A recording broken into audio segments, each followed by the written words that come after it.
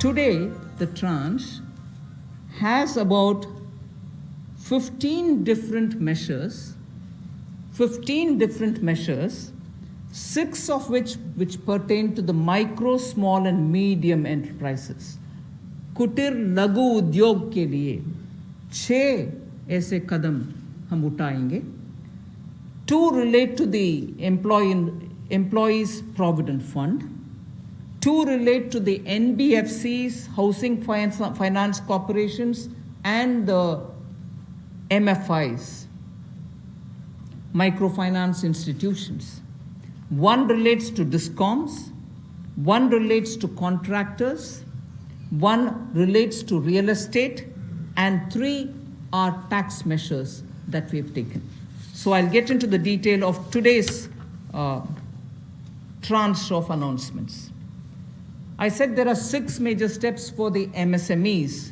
The first one, there is a collateral-free automatic loan for MSMEs which is being provided. This will give facility up to 3 lakh crores.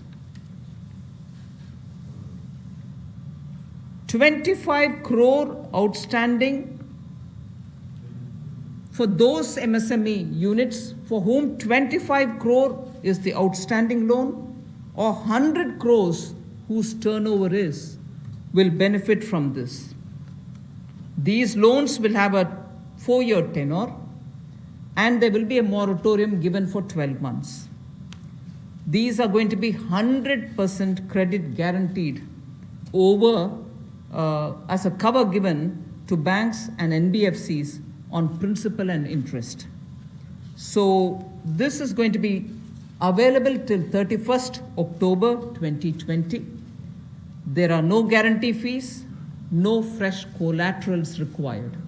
So I guess this will benefit 45 lakh units so that they can resume their business activity and also safeguard jobs.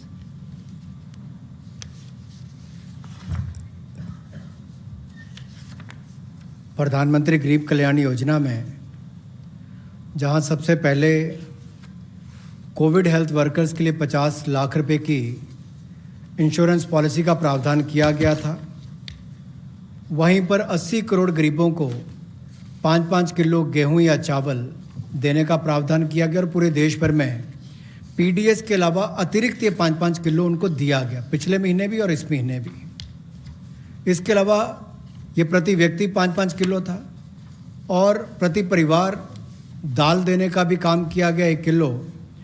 और इसके अलावा जो हमारे वृद्ध, विधवा, दिव्यांग हैं उनको भी जनधन खातों में सीधा पैसे डाले गए. 500-500 रुपये, 1000 रुपये उनको टोटल डाला गया.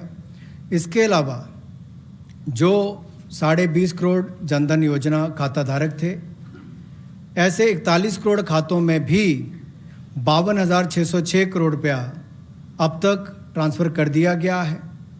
8 करोड़ उज्ज्वला योजना के जो उपभोक्ता हैं उनको मुफ्त में 3 महीने 1-1 सिलेंडर देने की बात हुई थी. जब तक उनको सिलेंडर की आवश्यकता है उसकी प्रक्रिया भी शुरू हो गई और दे भी दिए गए.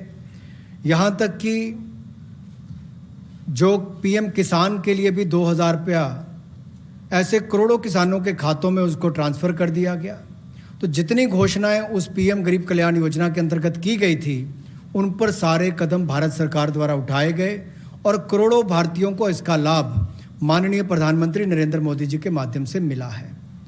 जहां तक व्यापारी वर्ग की बात है, आम आदमी की बात है, कंप्लायंस का बर्डन उसके ऊपर ना आए, घर से बाहर नहीं जाते थे, तो उसके सामने जो संकट था कि वो कैसे समय सीमा रहते अपनी कंप्लायंस पूरी कर सके, उसमें भी उसको छूट दी गई और उसको भी 3 महीने आगे बढ़ाया गया जिससे उसको लाभ मिला है.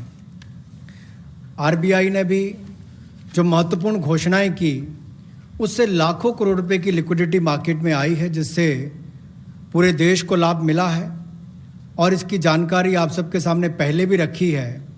केवल आज एक बार फिर आपके ध्यान में लाने की ज़रूरत पड़ी तो उसको किया है. एक जो मीडिया के माध्यम से हमारी जानकारी हमें मिली और जो वीडियो कॉन्फ्रेंस और बाकी सब वार्तालाप बाकी लोगों से हुआ, मध्यम, सूक्ष्म, लघु उद्योग कुटीर उद्योग, घरेलू उद्योग जो है, इन सब के सामने बहुत बड़ी मुसीबत थी कि पैसों की भारी कमी थी। इन सब के लिए क्या किया जाए, ये भारतीय अर्थव्यवस्था की रीढ़ है। ये जो हमारा सूक्ष्म लघु मध्यम उद्योग है, कुटीर उद्योग है, गृह उद्योग है, इन सब का एक बहुत महत्व है। 12 करोड़ से ज़्यादा लोगों को ये रोजगार देते हैं। तो ऐसे कारोबार और व्यापार करने वाले, विशेष तौर पर एमएसएमई सेक्टर जो है, इसके लिए आज एक बहुत बड़ी घोषणा है कि collateral free automatic loan 3 lakh crore रुपए का मध्यम सूक्ष्म लघु कुटीर और गृह उद्योग को मिलेगा।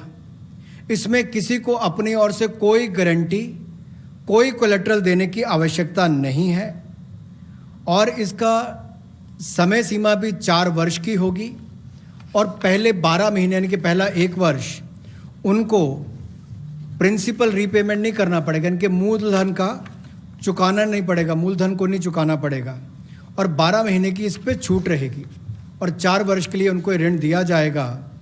तो 3 लाख करोड़ रुपए का ये ऋण, ये हमने बगैर किसी गारंटी, बगैर किसी कोलेटरल के भारत के मध्यम सूक्ष्म लघु उद्योग, कुटीर और गृह उद्योग के लिए मोदी सरकार ने करके दिया है।